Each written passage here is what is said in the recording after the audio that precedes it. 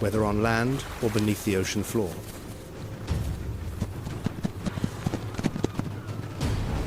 There exists a law of life and death that has never changed. Victory does not belong to the largest by default.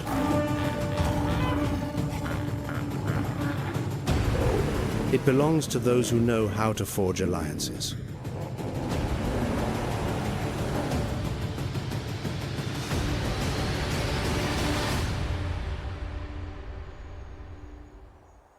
Branding, welcome to WildVerse, where we explore the most extraordinary stories the natural world has to offer.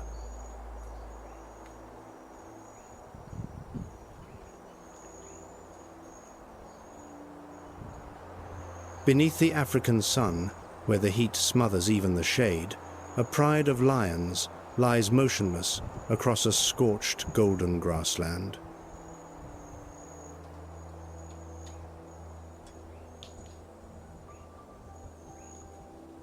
They are not resting. They are waiting.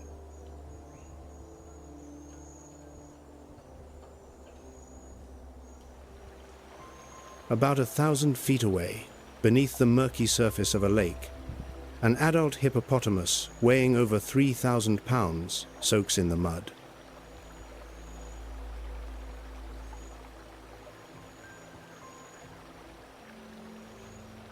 Hippos, the animal responsible for more human deaths in Africa than lions, crocodiles, and venomous snakes combined.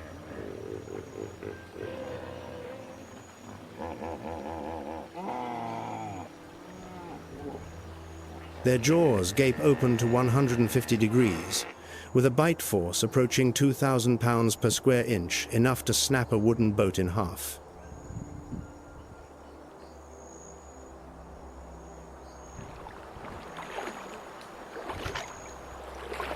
But on land, the hippo loses its greatest advantage.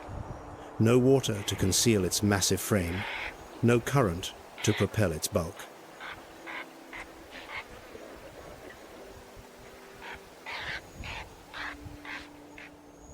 And the lions know it.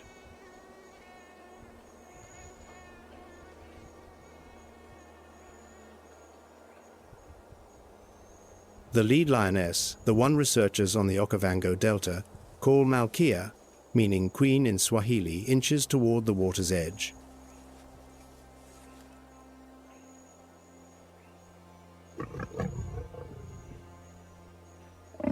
African lions are the only big cats that live in social groups, and cooperative hunting is their decisive weapon.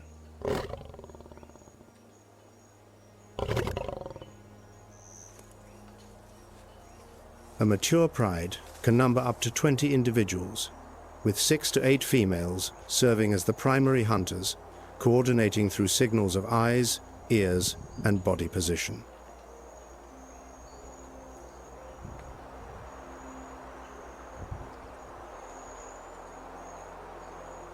Solo hunting success rates hover around 17%, but when coordinated, that number climbs to 30%, and against a hippo, every percentage point marks the line between life and death.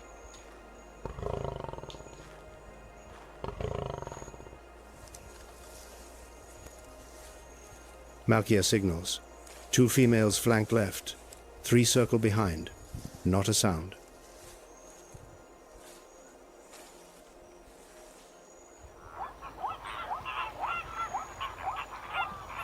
The hippo begins moving toward the far bank, where a path leads down to the water.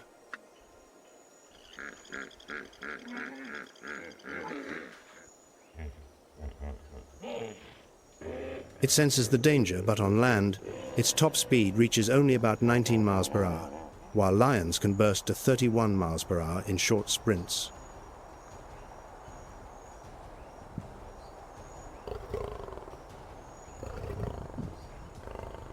Chase begins.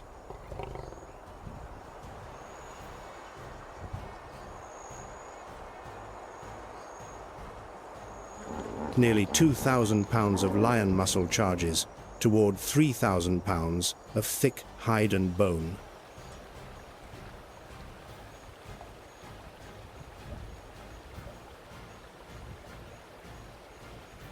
Jaws agape.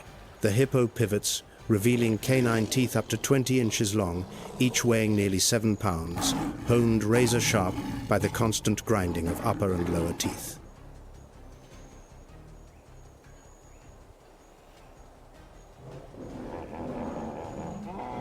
A single bite can kill a lion instantly.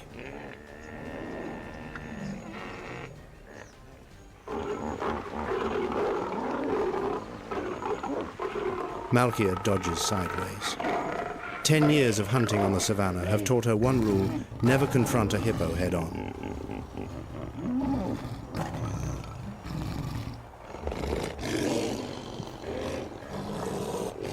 Exhaustion strategy.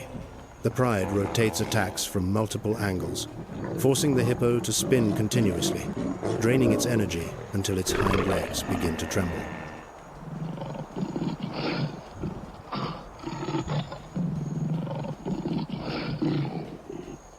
Lions are the only big cat family members in which males bear a mane, not merely to attract mates, but as a shield protecting the neck and shoulders during territorial battles.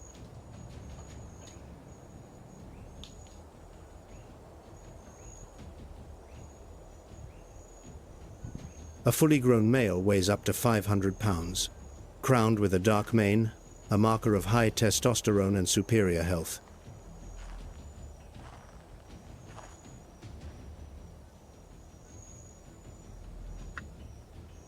Yet today, the hunt belongs to the females.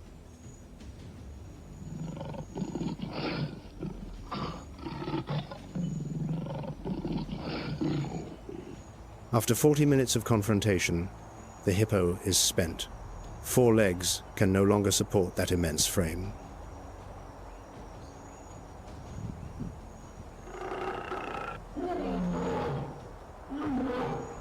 Malkia strikes the decisive blow. The pride surges in.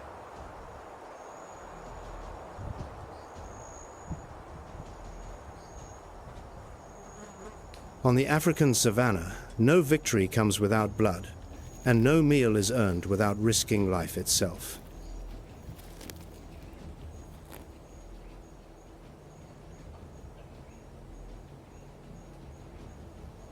This is the law. Every species understands the strongest is not the largest, but the one that coordinates.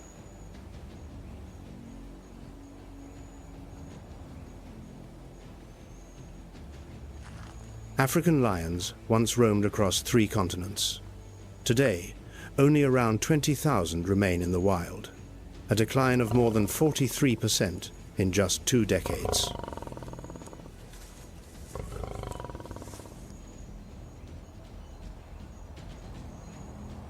Habitat loss, human conflict, and poaching are driving the king of beasts to the brink, not by nature's hand, but by the very species that calls itself the most intelligent.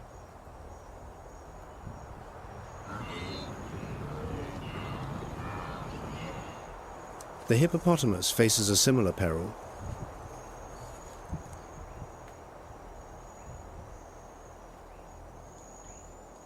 Classified as near threatened in 2006, the IUCN has since elevated them to vulnerable, with numbers dropping to between 115,000 and 130,000 individuals.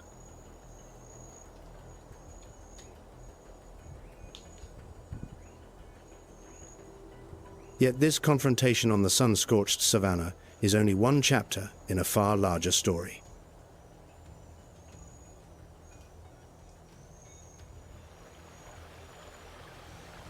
Because water the resource lions and hippos are fighting over does not end at the rivers of Africa.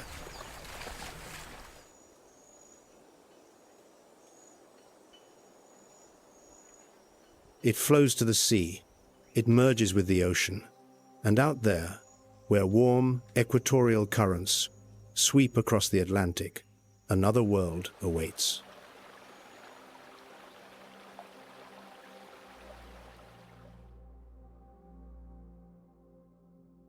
Over 4,000 miles from the Okavango, off the coast of Abrolhos in Brazil, Earth's largest creatures are gathering not to fight, but to sing, to give birth, and to uphold a covenant older than the lion itself.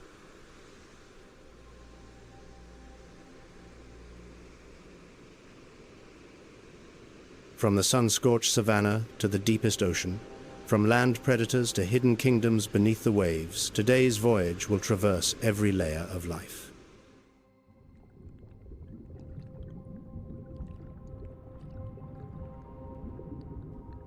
But before descending into the abyss, the journey begins where light floods the surface, the ocean's skin, where every breath owes a debt to Earth's smallest living things.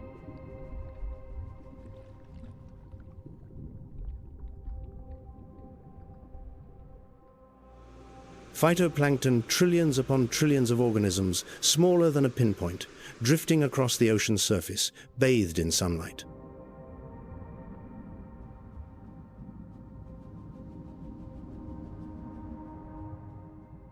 They have no eyes, no brain, no heart. Yet they produce more than 50% of Earth's oxygen, more than the Amazon rainforest, the Siberian taiga, and every forest on land combined.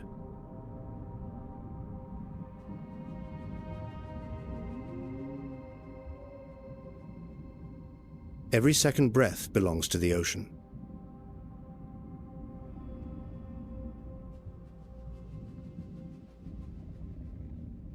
Phytoplankton do not accomplish this alone. They form the first link in a symbiotic chain of staggering proportions, where the smallest feed the largest, and the largest repay the debt by nourishing the smallest.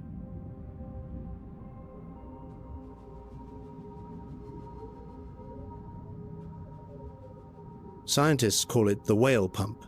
Blue whales dive hundreds of feet, swallow krill, then surface to release fecal plumes rich in iron and nitrogen, precisely what phytoplankton need to photosynthesize.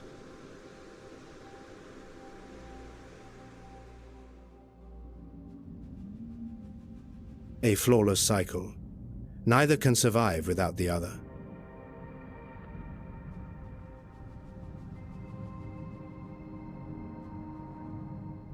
From this light-drenched surface, the descent begins through radiant coral cities, across the vast open ocean, into perpetual darkness where pressure crushes steel and temperatures melt lead.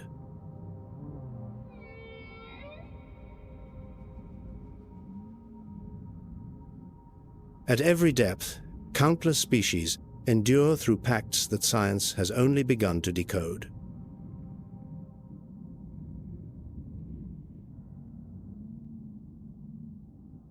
And the first layer awaits where sunlight pierces the water, painting blue across a city that never sleeps.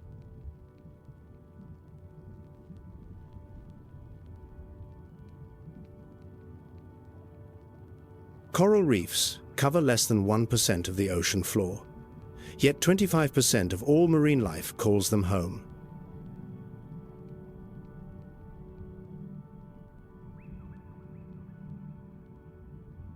This is the ocean's most crowded metropolis, where every square inch is claimed, every crevice is territory, and every pact is a contract of life and death.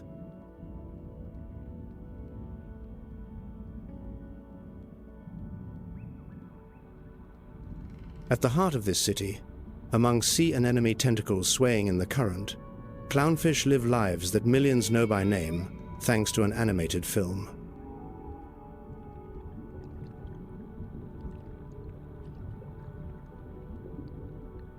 Yet their true story surpasses anything the cinema has ever imagined.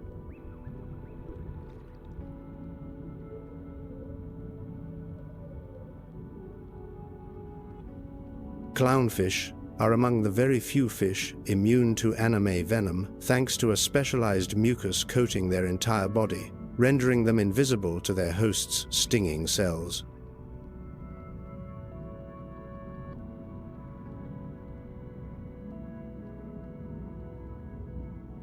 In return, clownfish defend their anemone from butterflyfish tentacle grazers and improve water circulation with constant tail fanning.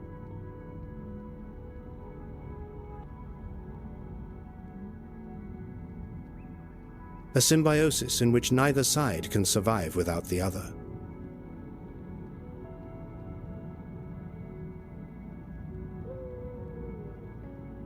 The most stunning detail lies in their ability to change sex. Within each clownfish group, the largest female reigns as leader.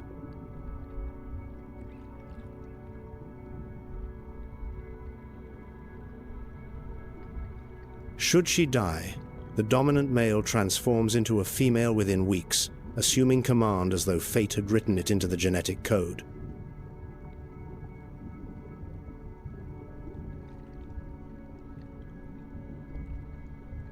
Nature does not concern itself with human conventions. Nature concerns itself only with survival.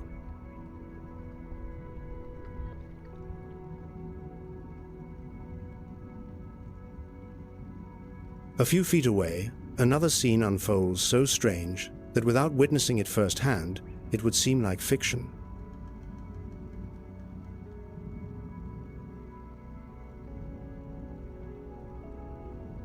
A grouper, one of the reef's fiercest predators, lies still, mouth agape, while a tiny cleaner shrimp steps between its jaws.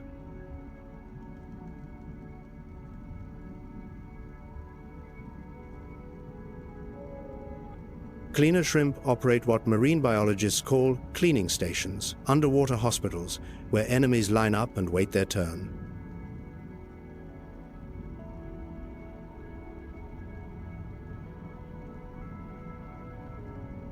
Large fish, small fish, even moray eels, all honor an unwritten treaty. Within the cleaning station, no one bites.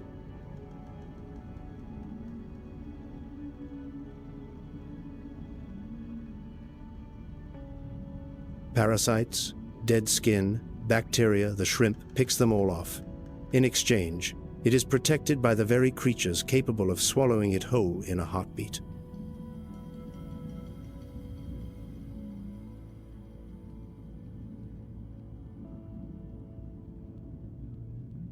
This is a peace accord more stable than any treaty upheld by nations on land.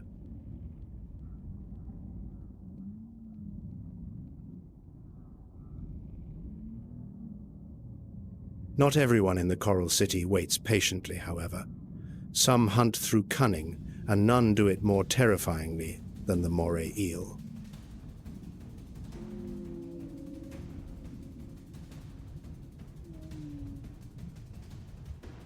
The moray eel possesses something no other fish has: a double set of jaws.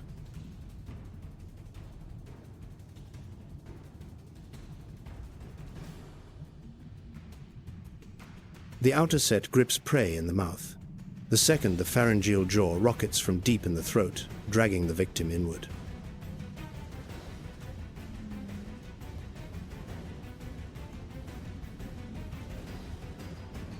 This mechanism recalls the xenomorph from the film Alien, but this is no science fiction.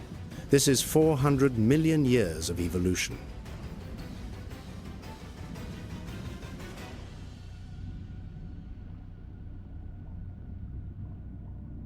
Morays do not hunt alone. They partner with groupers, one of the rarest examples of interspecies intelligence in nature.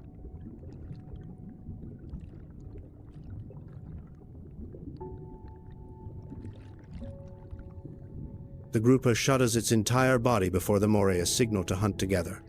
The moray enters the crevice, flushing prey out. The grouper waits outside to intercept.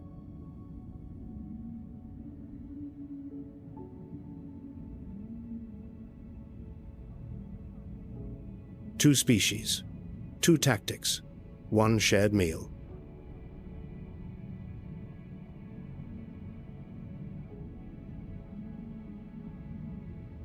Leaving the Coral City behind, swimming out into the open ocean where the seafloor vanishes into deep blue darkness, the world transforms entirely.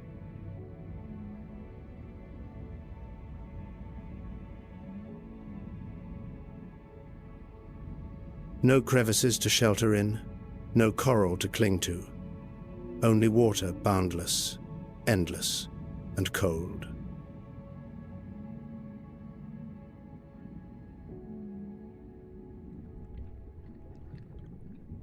This is the domain of giants.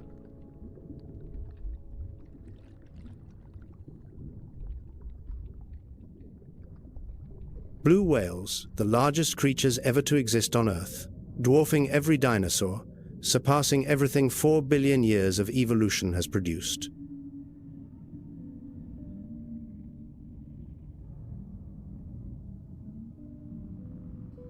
Nearly 100 feet long, over 200 tons. A heart weighing roughly 400 pounds, the size of a small golf cart, beating a languid 2 strokes per minute during deep dives.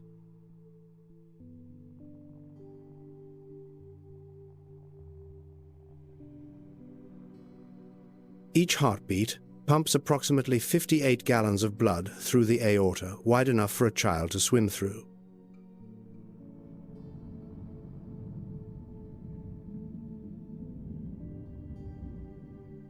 Its tongue weighs as much as a full-grown elephant, 3 to 4 tons.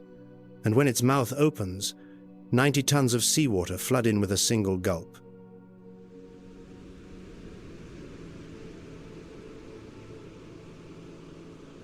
Immensity does not mean invulnerability.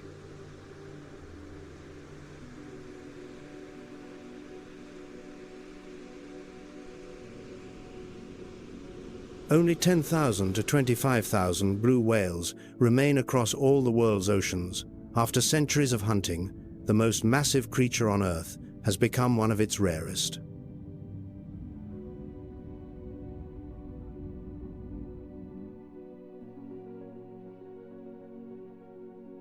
Calls reaching 188 decibels, louder than a jet engine, carry up to 1,000 miles through seawater. That is how they locate each other, where a mate may drift thousands of miles away.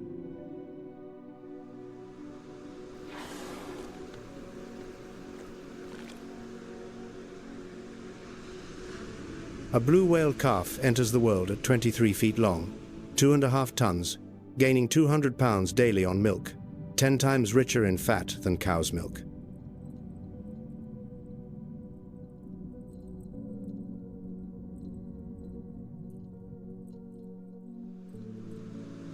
Each adult blue whale, in life and in death, stores carbon equivalent to 30,000 trees.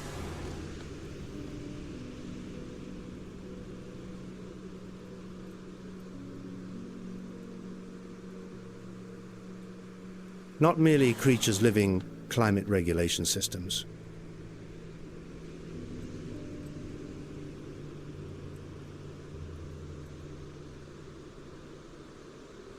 Open ocean does not belong solely to the largest. It also belongs to the finest singer.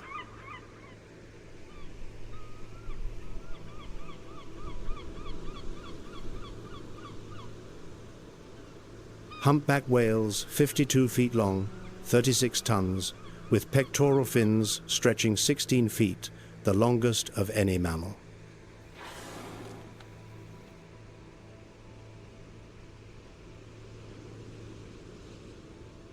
Each year, they migrate nearly 6,000 miles round trip, from feeding grounds near Antarctica to the warm breeding waters of Abrolhos, Brazil.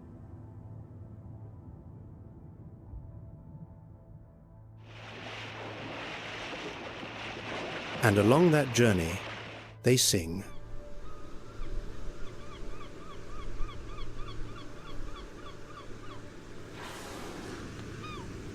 Their songs span 20 minutes, repeating for hours, with melodies shifting each year, yet synchronized across the population as though thousands of whales had collectively rewritten the score.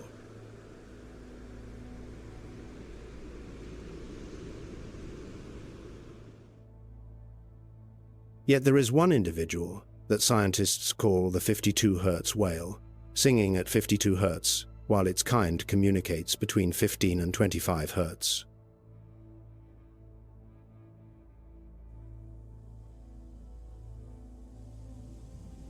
No one hears it. For decades, it has wandered alone across the Pacific, the loneliest creature science has ever documented.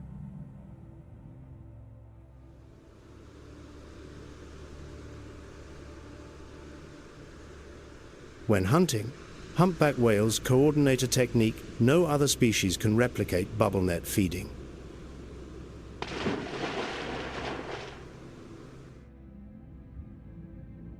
a group spirals beneath a school of fish, blowing bubbles that form an impenetrable wall.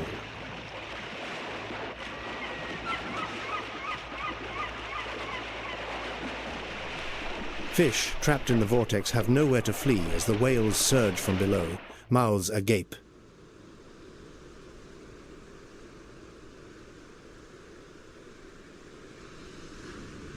Flukes spanning 16 feet slam the surface at 17 miles per hour, elegant and lethal in the same stroke.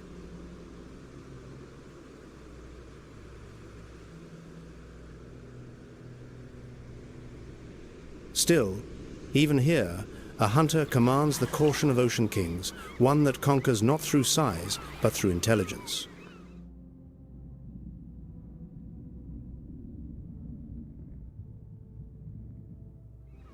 "20 to 33 feet long, weighing up to 10 tons, the orca is the supreme apex predator of every ocean.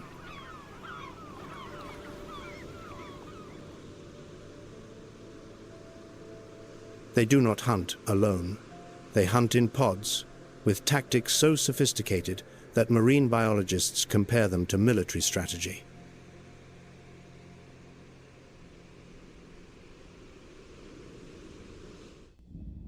Today's target, a humpback whale calf, only a few weeks old, swimming close to its mother in warm waters.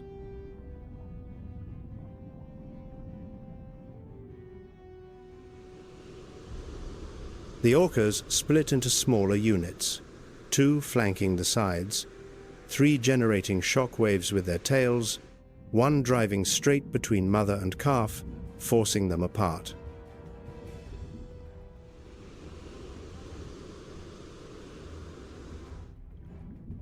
"35 miles per hour in short bursts, faster than any submarine ever built by human hands.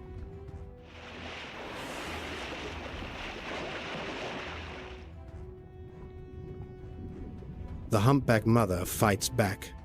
16-foot pectoral fins crash down like hammers, a single blow powerful enough to kill an orca.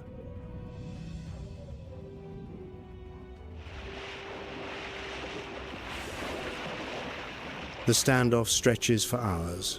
The orcas do not always prevail. The mother does not always save her calf.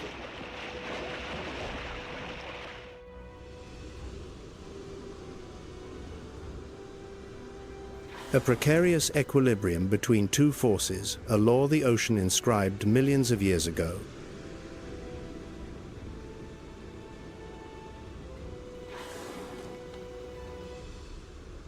Yet the orca's true power lies not in muscle, it lies in the brain.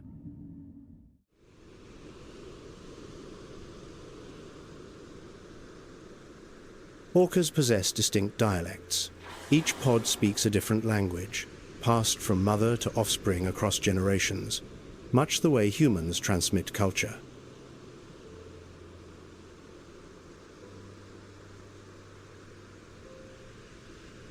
Family bonds last a lifetime.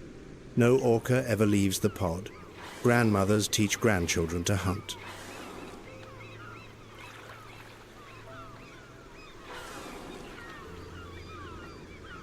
Mothers teach calves to communicate. Knowledge built over millennia, not through genes, but through language.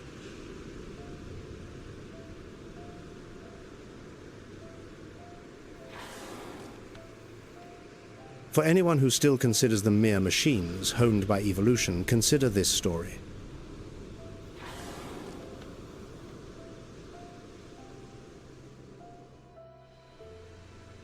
In 2018, a female orca named Tahlequah of J-Pod, off Washington State, lost her newborn calf.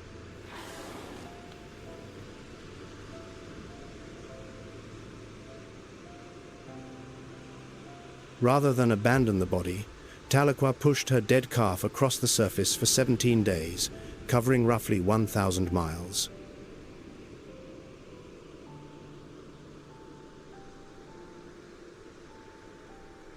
"17 days without eating. 17 days carrying a dead child through every wave."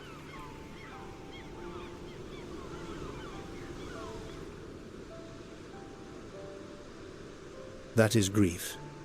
That is a mother's love any parent on earth can comprehend.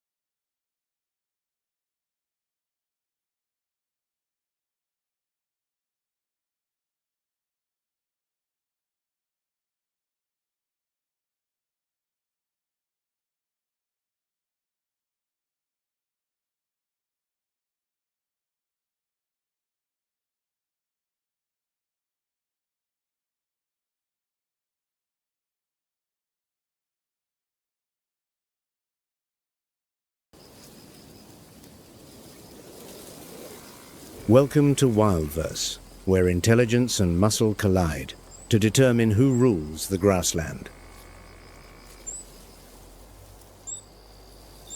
Akagera, 3 in the morning, no moon. The savanna holds its breath beneath a canopy of equatorial stars. A silhouette detaches from the darkness low, stocky, moving flush against the earth without stirring a single leaf. Muscle ripples beneath tawny fur, as each paw finds its mark with surgical quiet.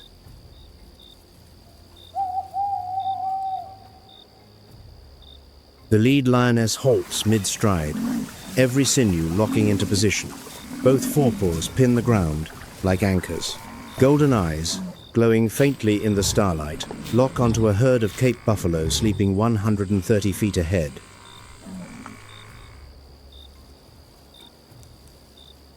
Behind her, 5 more lionesses fan into a flawless arc, 3 sealing the right flank, 2 cutting off the only retreat toward the papyrus marsh. No sound, no signal, only the accumulated experience of thousands of hunts.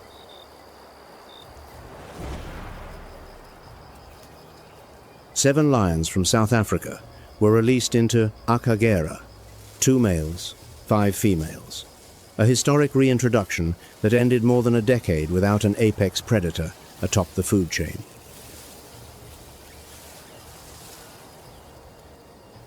Two additional males arrived later to broaden the genetic pool and prevent the bottleneck that threatens small founder populations. A lion dynasty was being rebuilt from nothing, one hunt, one generation at a time.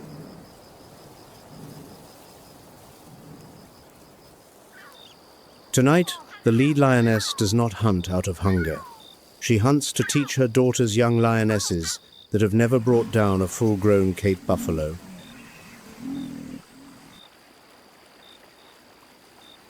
The bull at the head of the herd lurches upright. Nearly 2,000 pounds of corded muscle, bone, and fighting instinct. The fused horn boss crowning its forehead is as thick as poured concrete.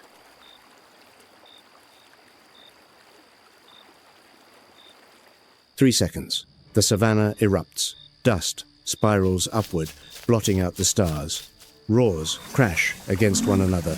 Through the Akagera night, lion and buffalo, indistinguishable.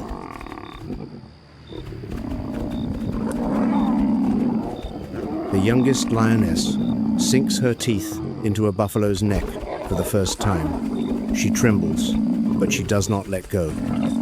Beside her, her mother pins the prey's hind legs, teaching through action, not sound.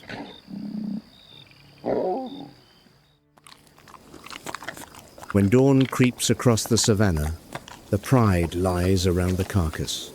Bellies swollen, muzzles crusted red. The young lioness licks blood from her paw, the first lesson complete.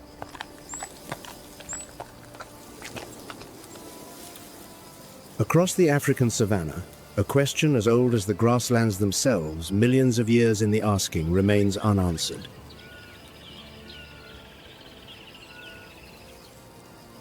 Brain or brawn in this theater of evolution, which ultimately decides who lives and who dies.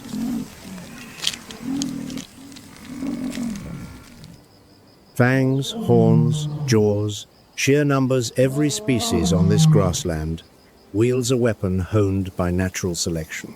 But any creature that relies on a single advantage alone will not endure the trials that Akagera imposes.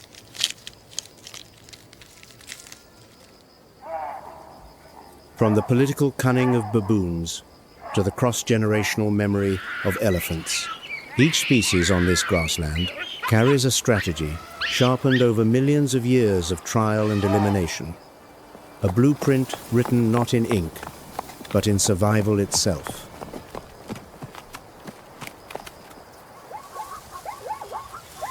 Lions have the pride, leopards have darkness, crocodiles have time. Hippos hold territory beneath the water, and the black rhino carries a horn the entire world covets.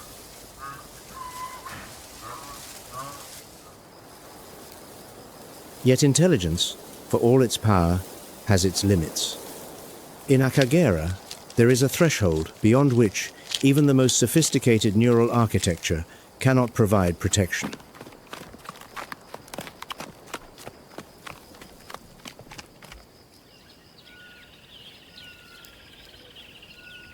The story begins not with the strongest nor the fastest, but with the most cunning creature on the African grassland. Consider the baboon.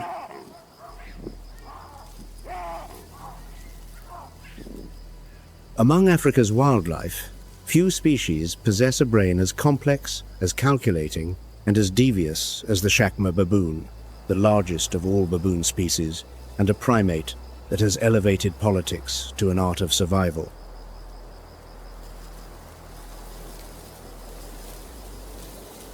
With a cranial capacity of roughly 140 cubic centimeters, comparable in relative size to some of the great apes, they rank among the primates, with the highest social intelligence anywhere on the African grasslands.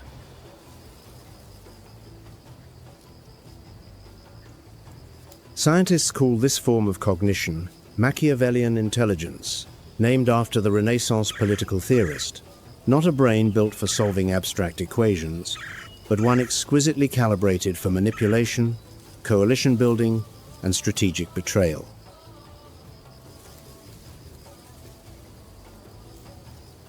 An adult male weighs close to 90 pounds of compact, combative muscle.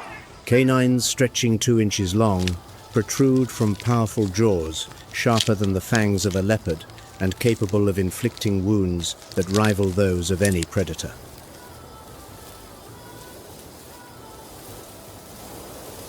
Yet fangs are not the baboon's primary weapon. Strategy, cold, deliberate, and ruthlessly applied is.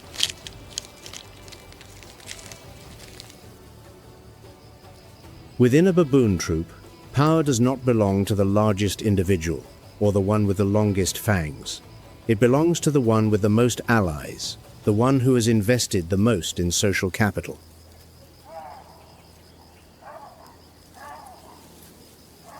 The alpha male holds his throne not through violence alone, but through a web of carefully maintained alliances, grooming partners for hours each day, guarding their offspring against rival males, sharing choice morsels of foraged food.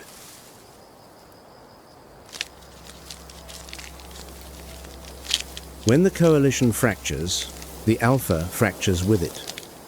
Power in this society, much like in human politics, is not inherited but constructed on loyalty.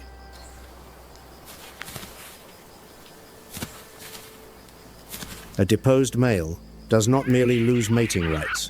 He is pushed to the fringe of the troop, stripped of feeding priority, abandoned by former allies.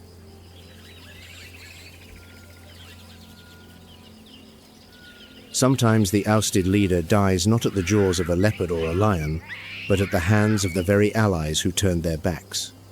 Loyalty in the wild always carries a price.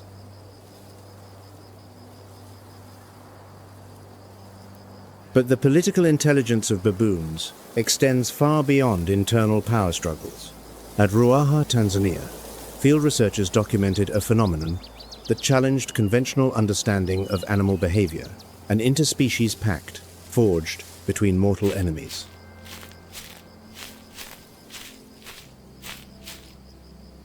Baboons and lionesses coexist within overlapping ranges without open conflict.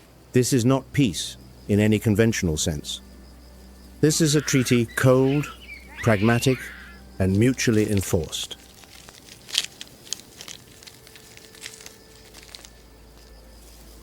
The baboon troop serves as sentinels. From elevated ground, they monitor every movement across the grassland.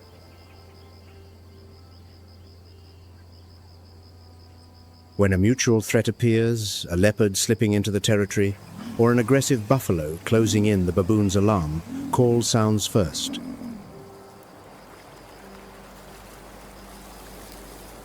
The lionesses hear the alarm and prepare muscles coiling, eyes scanning the bush. In return, in an arrangement that defies the usual rules of predation, The lionesses do not attack the troop.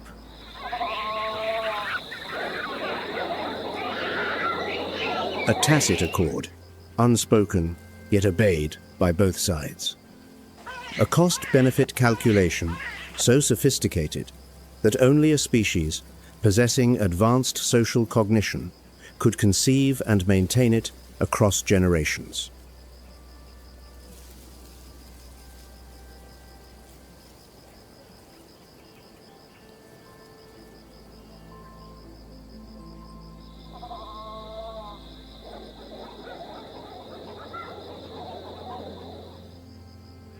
But every treaty has its boundaries. The baboon's most dangerous enemy is not the lion, it is the leopard.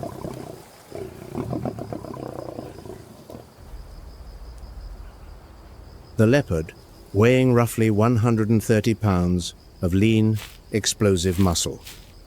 Its coat covered in rosette markings, each spot a unique spiral that never repeats, like a fingerprint etched in fur.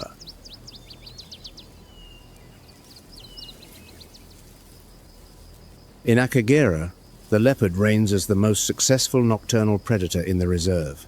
No noise, no pack, no wasted movement, only darkness, stealth, and a patience that borders on the infinite.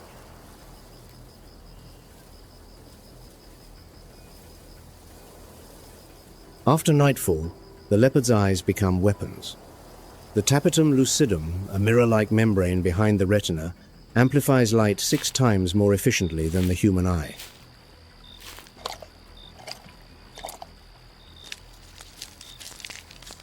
Darkness, the very veil that conceals prey from every other hunter, becomes the leopard's absolute and exclusive advantage.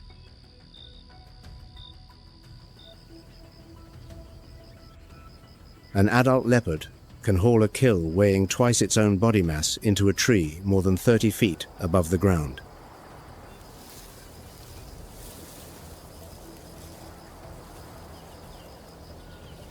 Beyond the reach of any earthbound scavenger or rival predator, a risk calculation energy expenditure versus caloric return that only a solitary hunter operating without the safety net of a pack ever needs to make.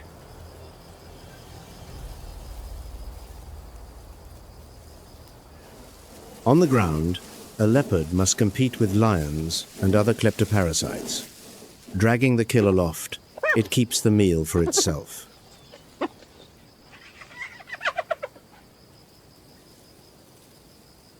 The strategy of the solitary predator, perfected over millennia.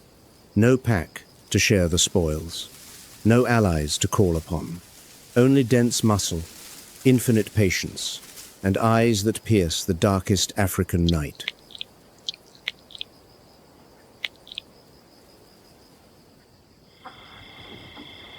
But when confronted by a full baboon troop in broad daylight, 40 or 50 pairs of eyes tracking every movement, every one of the leopard's advantages dissolves.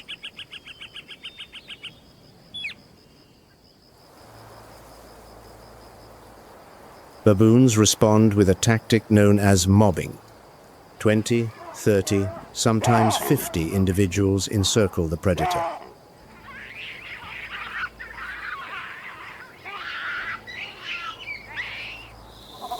Screaming, bearing dagger-like canines, charging from every conceivable direction in a coordinated frenzy. One baboon is prey. 50 baboons, each armed with 2-inch fangs and furious intent, are a predator's worst nightmare.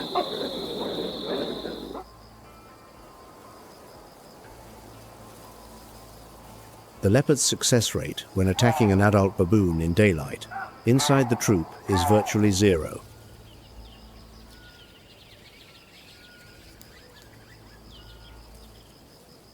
Baboons account for less than 5% of the leopard's diet.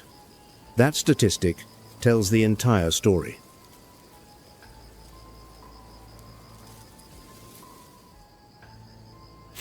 But darkness rewrites the equation entirely. When night falls and the troop retreats to cliff faces for safety, those individuals sleeping at the outer edge, Ozut is the youngest, the weakest, the least socially connected, become devastatingly easy targets.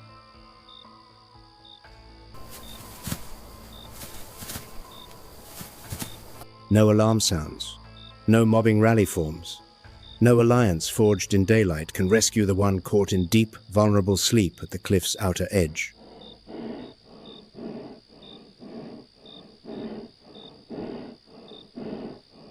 The leopard scales the rock face in absolute silence, claws gripping stone without producing a whisper of sound. It selects its quarry, strikes, and vanishes before the troop can wake.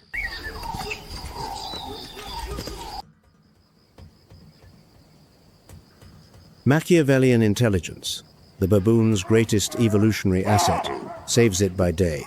But after dark, when allies cannot see and coalitions cannot form, that intelligence is rendered worthless.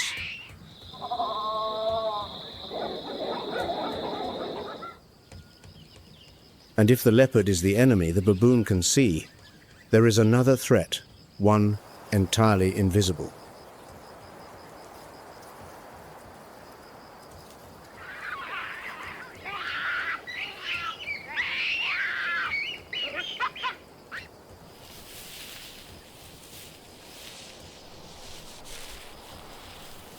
The African rock python, more than 16 feet of coiled, patterned muscle, weighing over 220 pounds, Africa's largest serpent.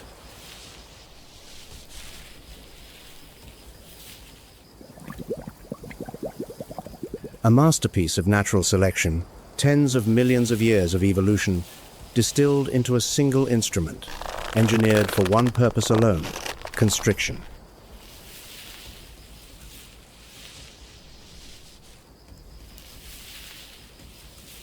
The rock python does not chase its prey.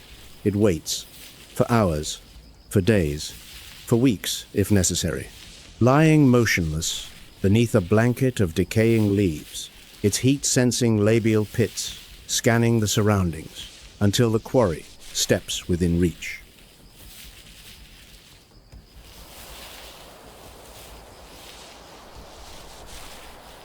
When it strikes, the speed defies the naked eye, a blur of patterned muscle launching forward at a velocity that the human brain cannot process in real time. Coils lock around the victim in a single, suffocating instant.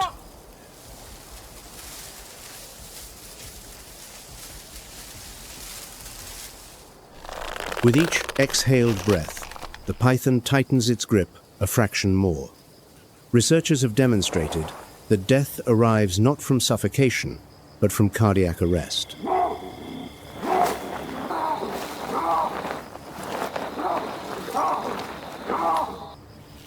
The python detects the prey's heartbeat through its own skin. Each pulse grows fainter. The snake knows precisely when the victim has died.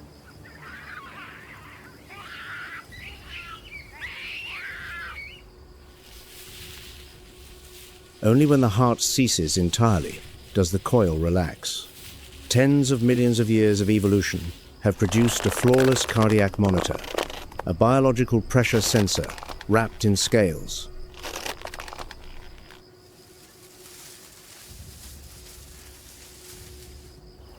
Against this primordial predator, all political intelligence, all carefully negotiated alliances, all coordinated mobbing tactics are rendered meaningless. The Machiavellian brain, the baboon's supreme evolutionary advantage, is utterly powerless before pure, unhurried compression.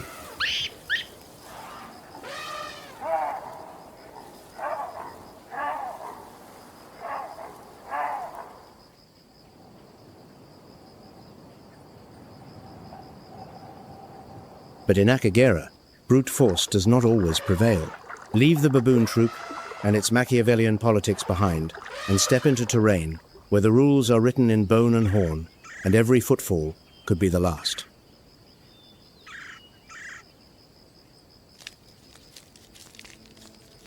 Akagera.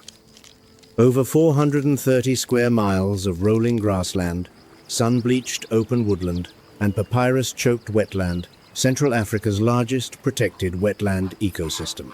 a landscape where every survival strategy ever devised by evolution is put to its ultimate test.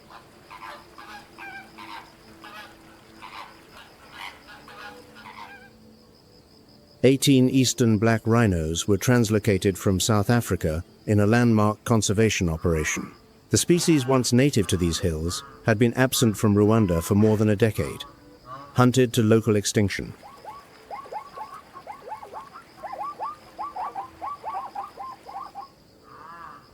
Five more individuals from European zoos joined afterward.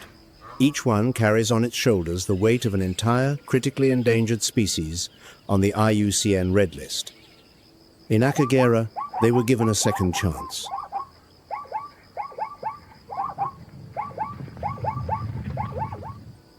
Weighing more than 2,200 pounds of solid, armor-plated frame, a keratin horn stretching beyond 2 feet, growing continuously throughout the animal's lifetime. The black rhino is the living embodiment of primal, ungovernable power.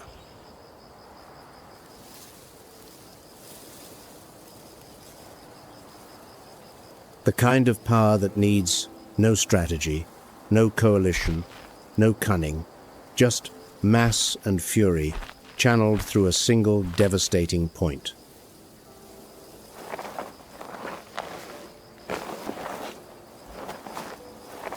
When threatened, the black rhino charges head-on at speeds exceeding 30 miles per hour.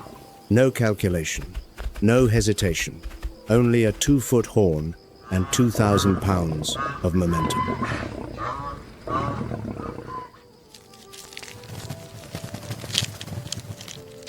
The rhino's eyesight is exceedingly poor. It is virtually blind beyond 30 feet, but hearing and smell compensate for everything.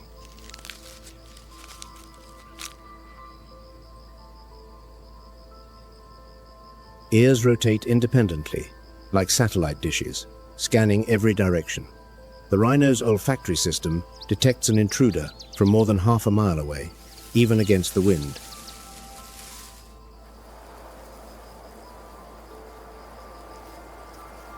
Yet that simplicity, raw force wielded without intellect drove this species to the brink of extinction.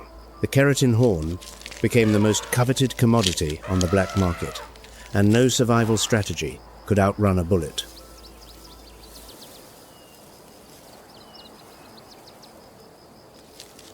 Under African Parks management, Akagera's black rhinos are guarded with iron resolve, 24-hour armed patrols, aerial surveillance, canine tracking teams, and rangers who stake their lives on this species' future.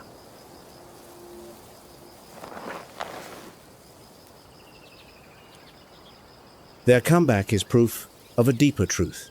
Sometimes the greatest strength comes from the outside, from the will of humans determined to right a wrong.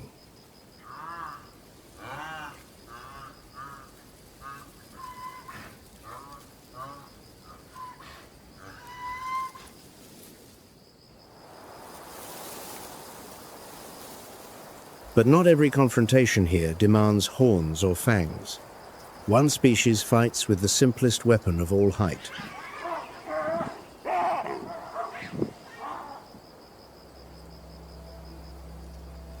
The Maasai giraffe, the tallest animal on Earth.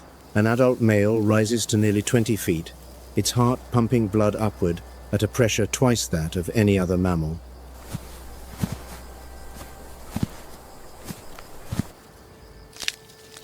A tongue stretching 18 to 20 inches, coated in dark violet melanin, a natural shield against ultraviolet radiation.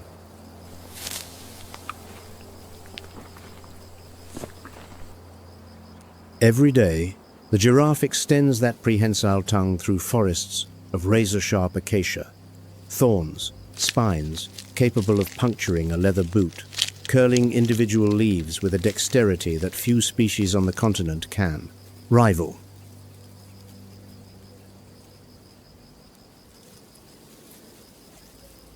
Atop the skull sit two ossicones, not hollow like antelope horns, but solid bone throughout.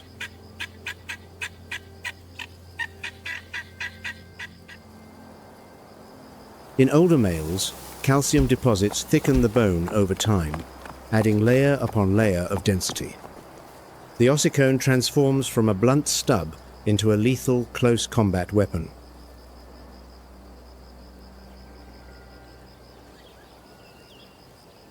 When two males compete for mating rights during the breeding season, they engage in a ritual combat known as necking, one of the most striking displays of strength in Africa.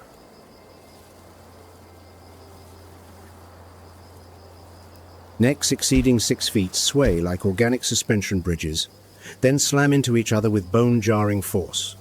Each blow delivers the kinetic energy of a heavyweight punch. The crack of impact carries far across the grassland, audible from hundreds of yards away. Yet despite the violence of the display, most contests end without bloodshed or lasting injury. The weaker male retreats.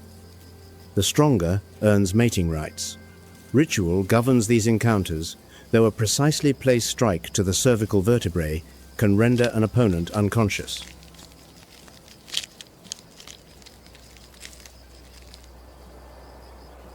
Maasai giraffes from Kenya were reintroduced to Akagera. Today, their silhouettes stand as living icons of this reborn landscape.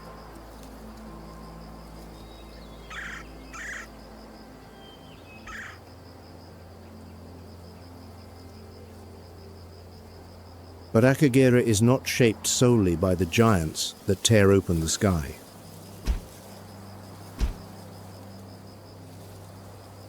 When the gaze drops below the acacia canopy and into the sun-scorched grass, the rhythm of the grassland grows harsher, more urgent, and infinitely more dangerous.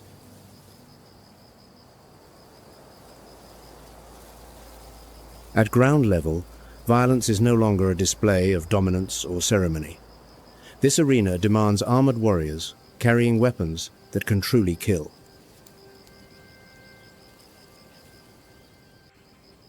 The roan antelope, weighing up to 660 pounds, standing nearly 5 feet at the shoulder, with a distinctive black and white facial mask, one of Africa's largest antelope species.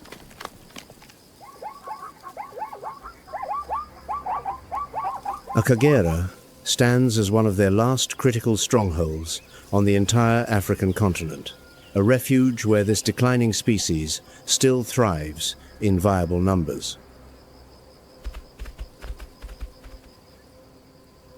Curved horns sweeping backward from the crown, ridged along their length and tapering to lethal points, these are not ornamental. They are genuine combat weapons, capable of goring any attacker reckless enough to press the charge.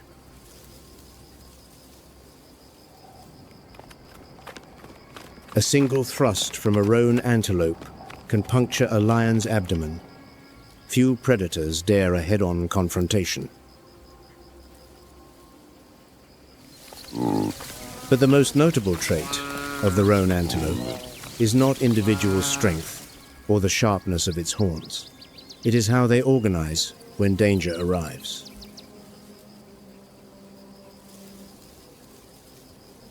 Roan antelope society operates as a strict matriarchy. The dominant female leads every migration. Males patrol the perimeter and defend against threats. When a predator approaches, the roan herd does not scatter in panic. It does not flee. It turns and faces the threat.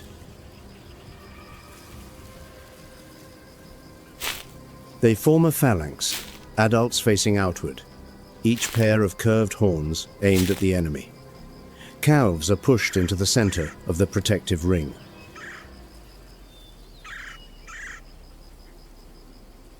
This formation transforms the herd from prey into a fortress bristling with blades. Lions see a wall of horns and usually choose an easier target.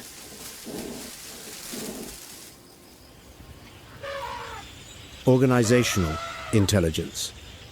The way each individual knows its position and holds that position as death bears down.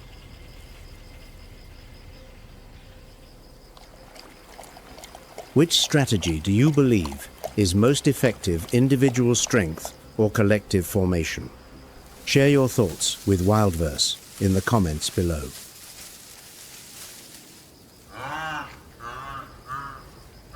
But in Akagera, all of these strategies, fangs, horns, stripes, formations, are tested by a single truth. The wilderness has no rules.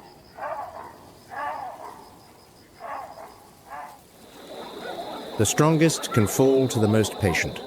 The smartest can lose to the most numerous.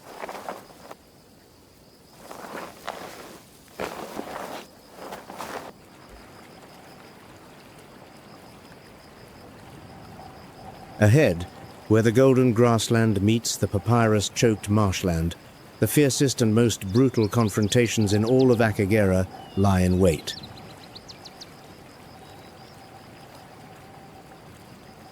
Where raw power, underwater territory, and savage force collide in a natural arena without a referee. The hippopotamus, a creature most of the world considers gentle and almost comical round barrel belly, small beady eyes, yawning lazily beneath the equatorial sun. That image is the most dangerous illusion in all of Africa. Hippos kill more people than any other large mammal on this continent. More than lions, more than crocodiles, more than Cape buffalo. An adult male weighs up to 4,000 pounds of densely packed bulk, its body stretching beyond 16 feet from snout to tail. Standing on the riverbank, legs half buried in mud, it appears sluggish and inoffensive. But beneath the surface, the hippo moves with astonishing speed. Feet touching the riverbed, the body glides through water like an armored submarine. On land, they reach nearly 30 miles per hour faster than any human sprinter.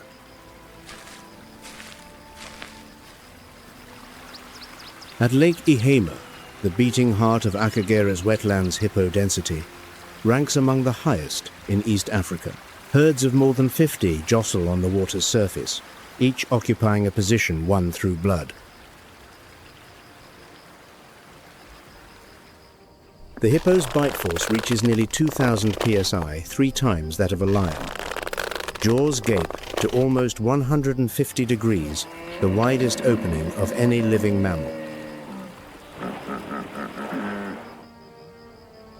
Lower canines grow up to 20 inches long, continuously self-sharpening as they grind against the upper tusks.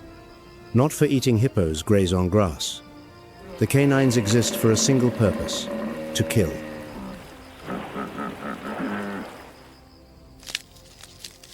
Hippo skin measures nearly 2 inches thick along the back and flanks natural armor that a lion's fangs can barely penetrate. But that hide contains no sweat glands. Under the African sun, the hippo dehydrates rapidly. That is why it spends 16 hours a day submerged.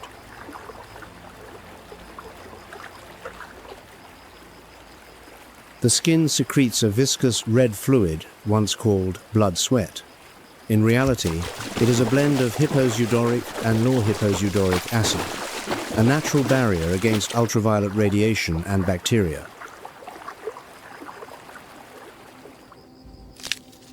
Modern science has managed to decode and synthesize this very compound in the laboratory. Yet it remains profoundly unstable, breaking down almost instantly. 40 million years of evolution have bestowed upon the hippopotamus a flawless, remarkably stable sunscreen, an exquisite biochemical masterpiece that human ingenuity has yet to fully replicate for our own practical use.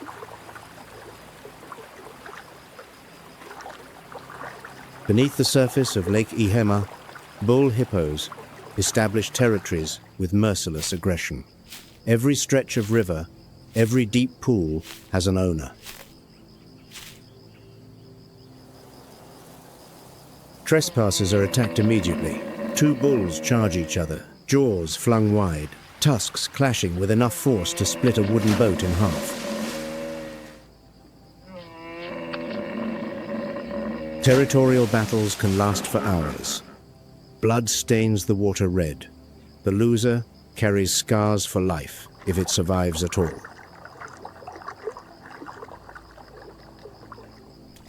On land, the hippo becomes an entirely different creature.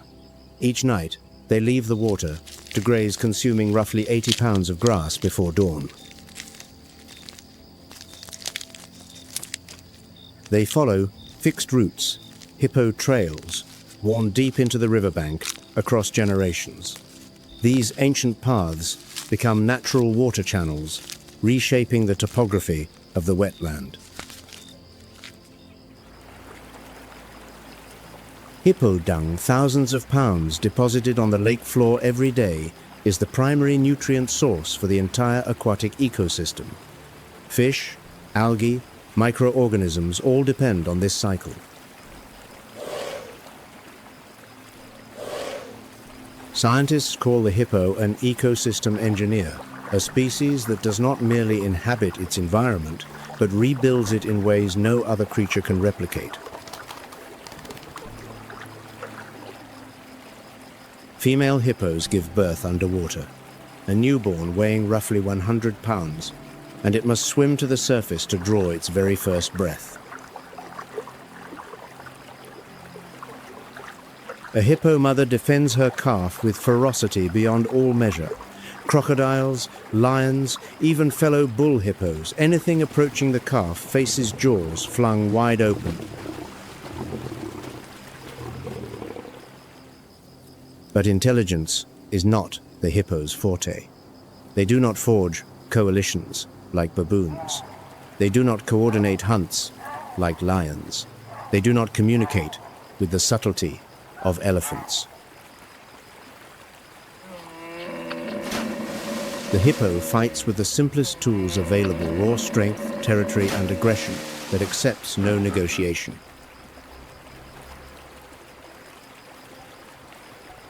When lions approach the waterline after dark, the hippo does not flee. It charges straight at the predator. Lions, for all their tactical sophistication, usually choose to retreat.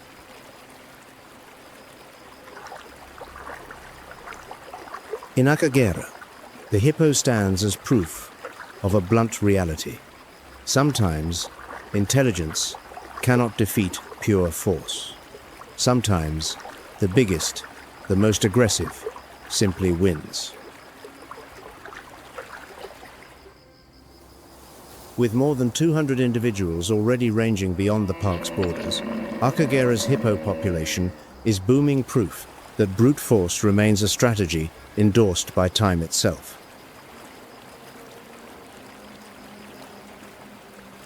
The contest between intellect and raw power in Akagera has no final act. It plays out every night, when hippos leave the water and tread into the lion's domain.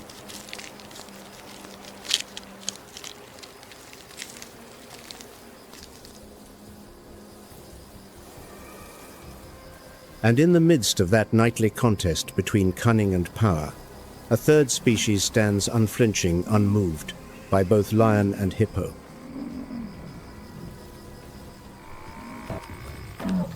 The African Cape buffalo, the Black Death, the name bestowed by African hunters upon the animal that even lions approach with caution.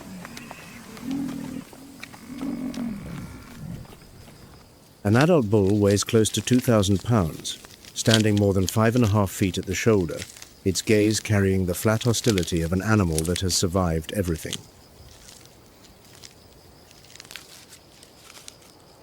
A body packed with corded muscle, sheathed in a hide so thick that tsetse flies struggle to penetrate it. Older bulls carry dozens of scars, each a testament to encounters with lions they survived. But the most fearsome weapon sits atop the skull, the fused horn boss, a single slab of bone shielding the entire cranium. A charge from a full-grown buffalo delivers enough force to flip a lion's body through the air. Lions know this. They have learned the cost of underestimating that horn. A pride will almost never attack a solitary bull standing its ground. But when lions target a calf or an aging cow lagging behind the herd, the equation shifts entirely, and the buffalo's collective fury awakens. The herd responds with a counterattack. Adults wheel around, line up shoulder to shoulder, and charge directly into the lion pride with horns lowered. Hundreds of buffalo, each close to 1,000 pounds, stampeding in unified fury. The ground trembles. Dust billows upward, obscuring everything.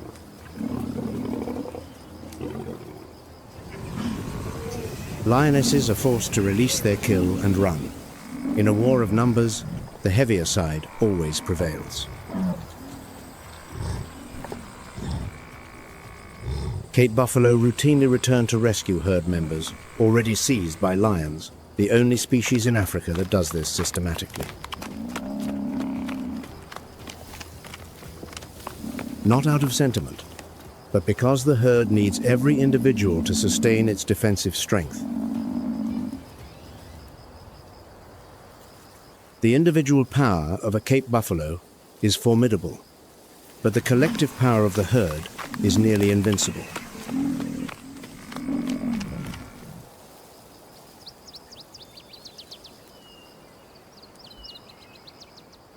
Sharing Akagera's landscape, another species exists smaller, swifter, and precise, down to the fraction of an inch, the serval. Weighing roughly 30 pounds, barely a fraction of a lion's mass, yet possessing the longest legs of any cat relative to body size, giving it the proportions of an athlete sculpted for explosive vertical power. Oversized satellite dish ears rotate a full 180 degrees independently of each other, forming a flawless biological radar that misses nothing. They register every sound the grassland produces.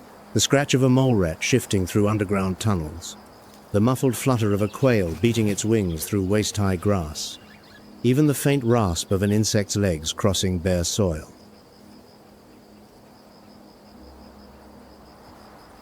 The serval's hunting success rate stands at 50% double that of the lion, and one of the highest of any wild cat on Earth. Not because it is stronger, because it is more precise. The serval wastes no energy. Every leap is a calculation angle, distance, wind speed. Capable of 50 miles per hour and vertical leaps exceeding 5 feet from a standing position, the serval transforms every hunt into calculated artistry. It needs neither the lion's power, nor the hippo's jaws, nor the buffalo's formation. It needs only precision, and in Akagera, precision sometimes outvalues everything. Lions, hippos, Cape buffalo, serval, each species carries a distinct strategy: strength, brute force, numbers, precision. But the answer to the opening question, brain or brawn, lies with none of them. It rests with the final two species, two creatures, representing the oldest forms of intelligence. One wields patience, the other wields memory.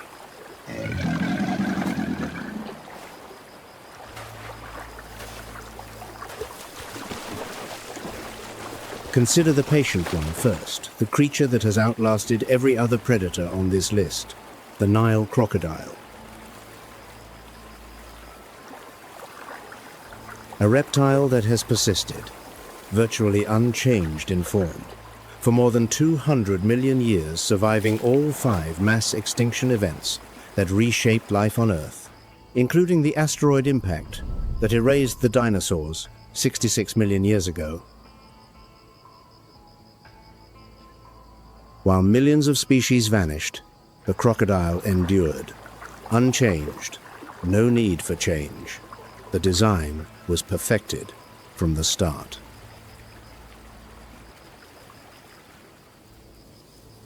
Bite force, exceeding 3,000 psi, among the most powerful jaw pressures ever recorded in a living animal, strong enough to crush the femur of a full-grown zebra in a single closing motion. Along the jawline, thousands of microscopic integumentary sensory organs, dome-shaped pressure receptors unique to crocodilians, line the skin, each one 10 times more sensitive than a human fingertip.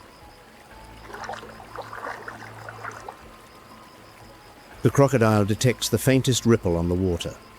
An antelope drinking 10 feet away, the crocodile knows its exact position, its weight, and its drinking rhythm.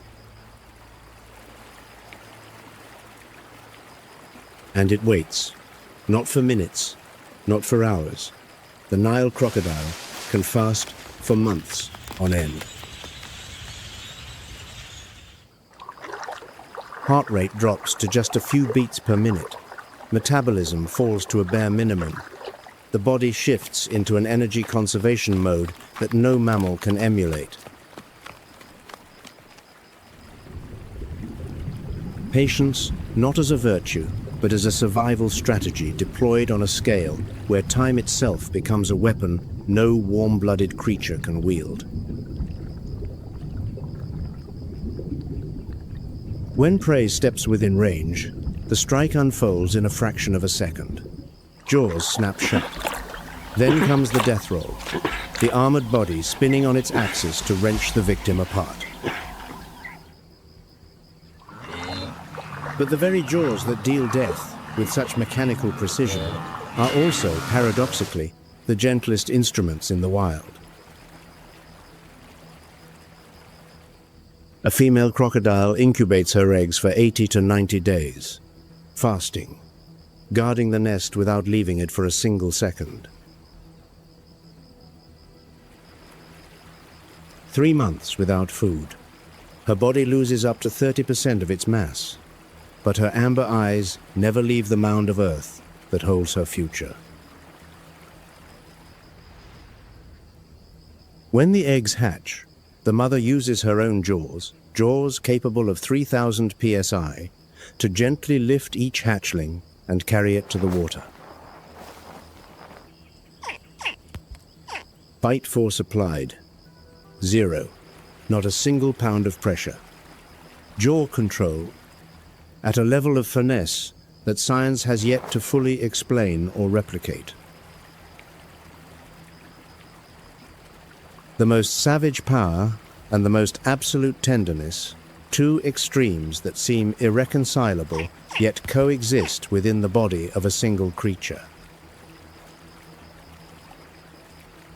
Yet 75% of crocodile nests are destroyed before they hatch by Nile monitors, by baboons, by nature itself. The mother knows this, knows the odds are stacked against her clutch. And still she guards, still she fasts, still she waits, day after sun-baked day.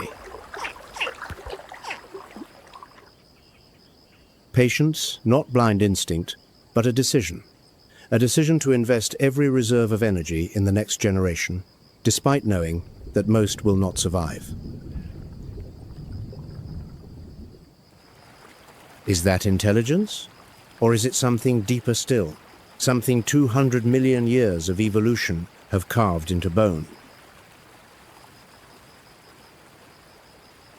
The answer may lie with the final species in this story, the one whose weapon is not force, not stealth, but something far older.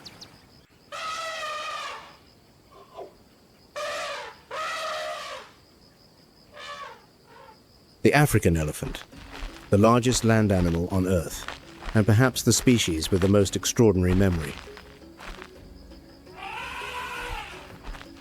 26 orphaned calves from Bujasera were brought to Akagera. 26 small lives, stripped of mothers, stripped of herds, stripped of everything an elephant needs to understand the world. Today, Akagera's elephant population exceeds 133 individuals. From 26 to over 130. That revival stretches across more than half a century. An adult elephant requires between 330 and 440 pounds of food each day. It must spend 16 of every 24 hours eating to sustain its weight. Every footstep an elephant takes reshapes the landscape. They topple trees to strip bark. They excavate earth for minerals. They carve pathways that dozens of other species follow.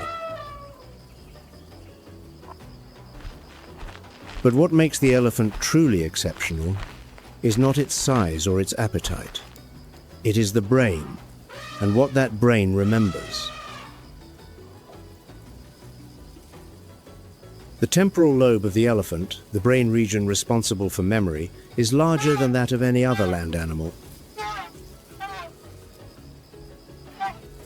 The matriarch, always the oldest female, remembers the location of water sources from 30 years past. During drought, that memory is the difference between life and death for the entire herd.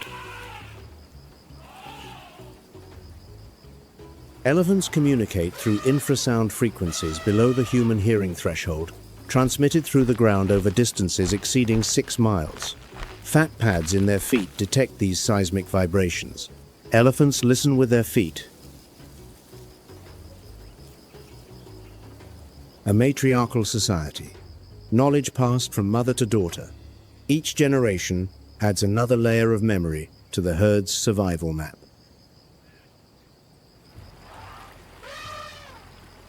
And when a member of the herd dies, elephants do not simply walk away. They do something that no other land mammal does. They stand beside the fallen body. Trunks reach down to touch the cold remains with unmistakable gentleness. Sometimes they stand for hours in silence, no feeding, no movement, no sound. Elephants return to the bones of fallen companions years afterward. They recognize the bones of their own herd members and linger longer than they would beside the bones of strangers.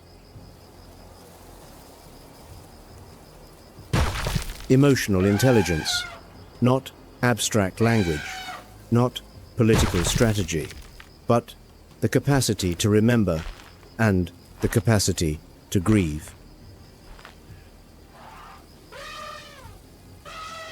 Akagera today, home to lions, leopards, Cape buffalo, elephants, and black rhinos, is a complete Big Five landscape.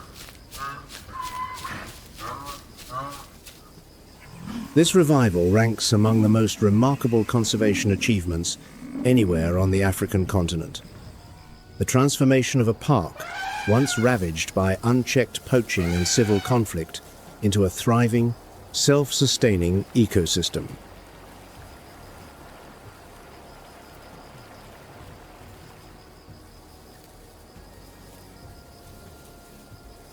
Under African Park's stewardship, the wildlife's greatest enemy, humankind, has become its ally.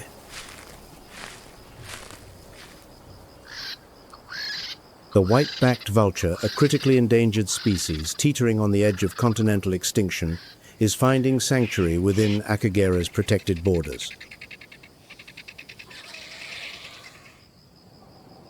With a wingspan exceeding 7 feet, they ride thermal currents to altitudes of 10,000 feet.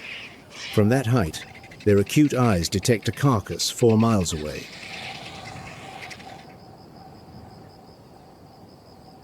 A flock of 50 descending on a carcass can strip a 200-pound antelope down to bare bone in 20 minutes flat.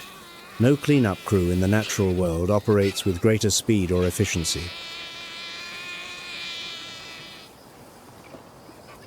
The vulture's stomach carries a pH close to one acidic enough to neutralize anthrax, cholera, and botulism bacteria.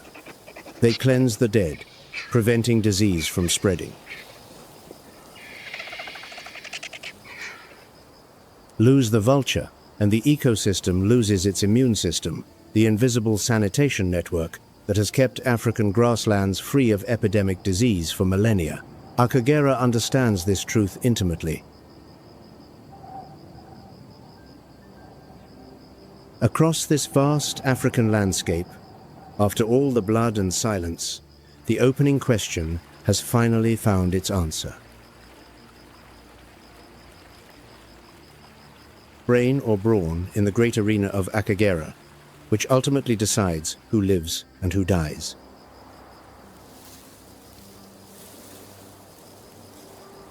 The answer after 200 million years of evidence is neither one alone.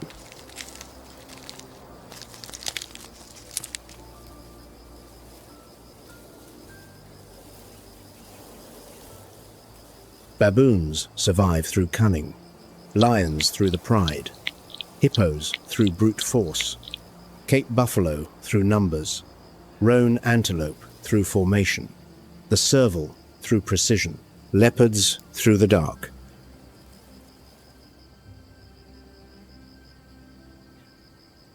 Crocodiles endure through patience, the black rhino through 11th-hour human intervention. But elephants survive through something no other species can match: memory.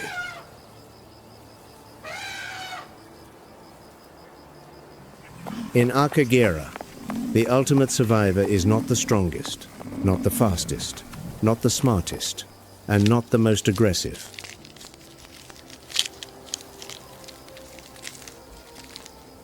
It is the one that remembers the last drought, remembers the dried well, remembers the paths of its ancestors.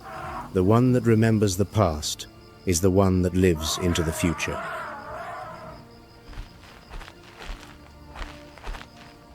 Thank you for journeying with WildVerse. The natural world still holds countless stories waiting to be told. If you have not yet subscribed, now is the perfect time. We will see you on the next expedition.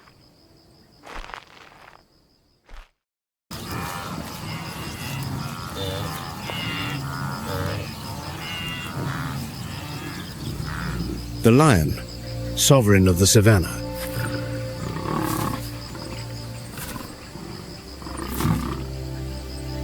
Its authority is found not in solitude, but in family.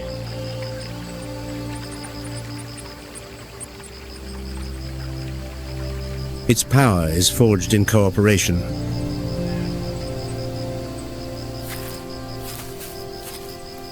This is the kingdom of the lion, a world where courage is measured in protection.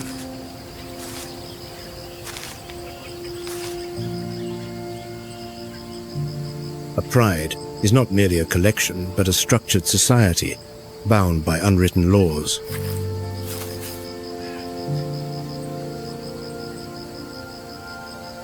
The heart of the pride is the lioness's sisters, mothers, and tireless hunters.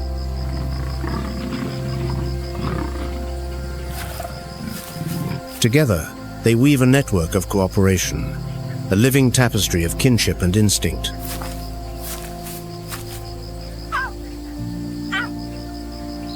A newborn cub is not its mother's charge alone, but the child of the entire pride.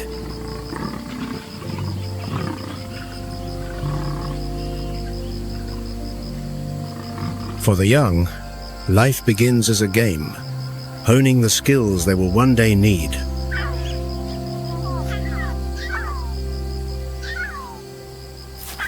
But beneath such innocence lies a harsher truth.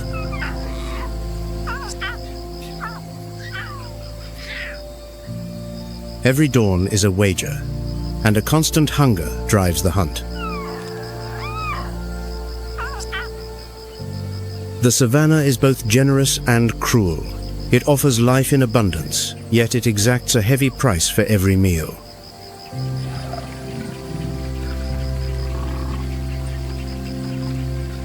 To eat, the lions must hunt, and their strength lies in their unity.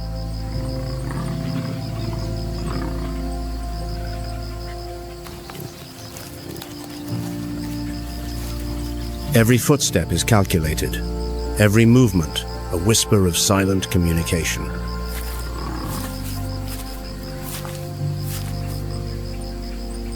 Their golden coats blend perfectly with the sun-scorched grasses, a lethal camouflage.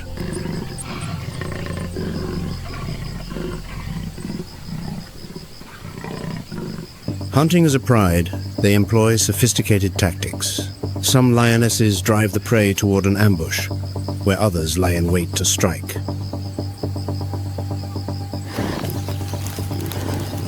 A single misstep from the prey is all it takes. In a breathtaking instant, the chase is over.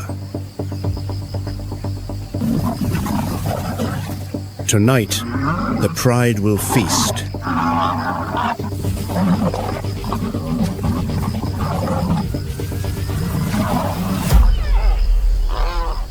But rivals do not only come from their own kind.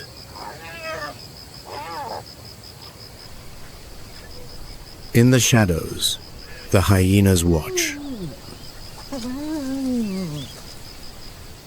Intelligent and relentless, they wait for a moment of exhaustion after the kill.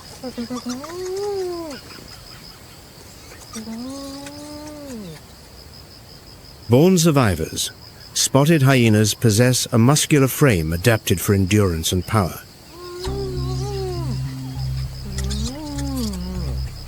They live in large, matriarchal clans, led by an alpha female who holds absolute authority.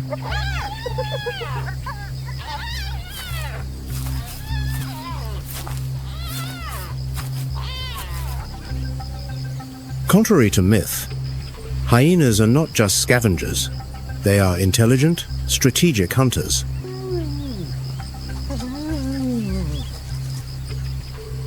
Their cooperative abilities and communication skills can rival those of some primates. Their infamous laugh is no chaotic chorus.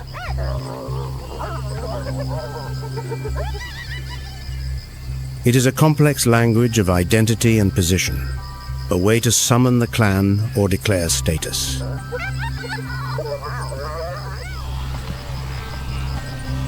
In the contest for food, lions often have the upper hand.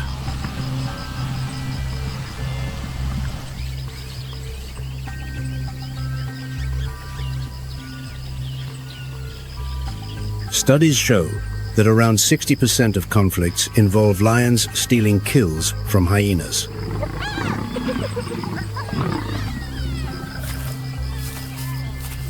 When hyena numbers are great, however, the balance of power can shift.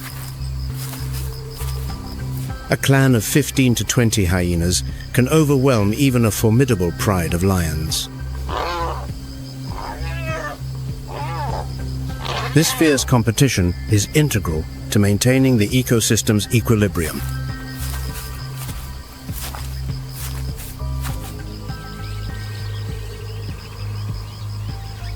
Above, the vultures circle, tireless sentinels, the patient opportunists awaiting a turn.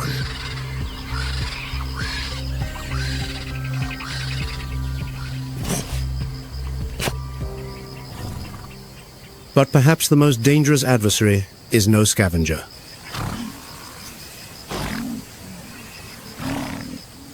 The African buffalo, immense and unpredictable, can turn a predator into prey in an instant.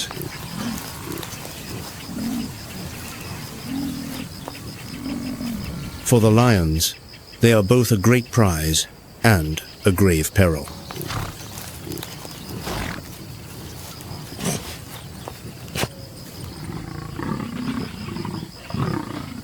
The pride watches from a distance, muscles tensed, eyes fixed.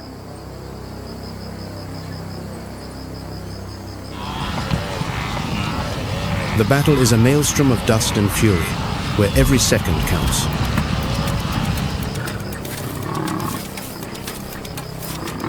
The lions must work as one, scattering the herd to isolate a weaker member.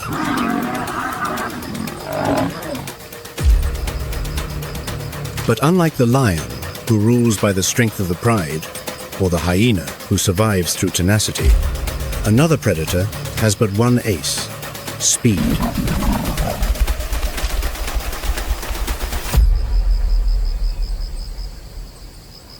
Here in Kafue National Park, the Southeast African cheetah is the fastest land mammal on Earth.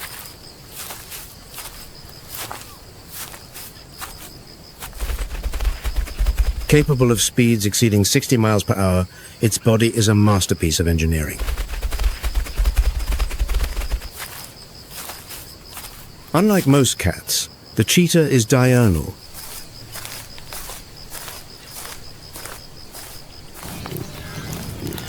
It hunts in the golden hours, the early morning and late afternoon, to avoid confrontation with larger predators.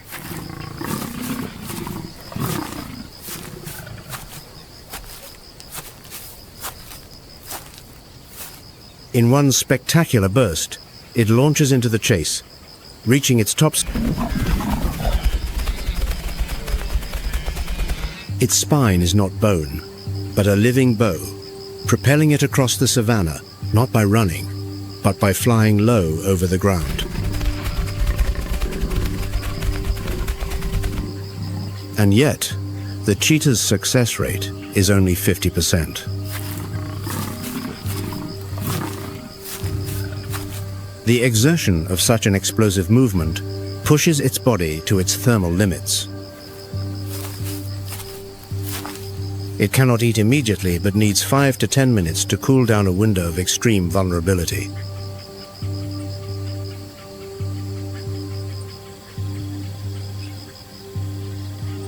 While the cheetah commands the day, another shadow masters the night.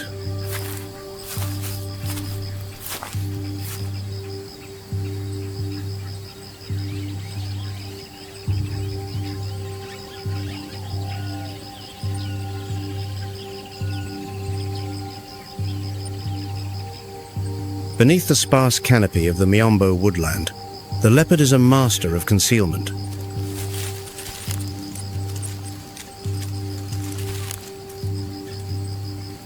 Its golden, rosetted coat merges effortlessly with the dappled light.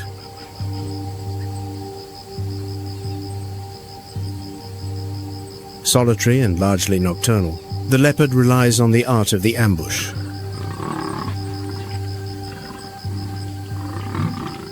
Rather than chasing, it watches and waits, sometimes for hours on end.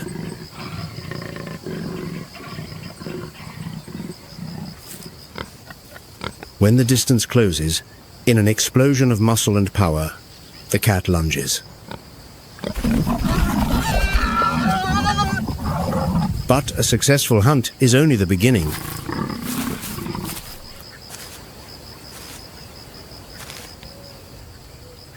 Hidden in the foliage, it can enjoy its prize in peace.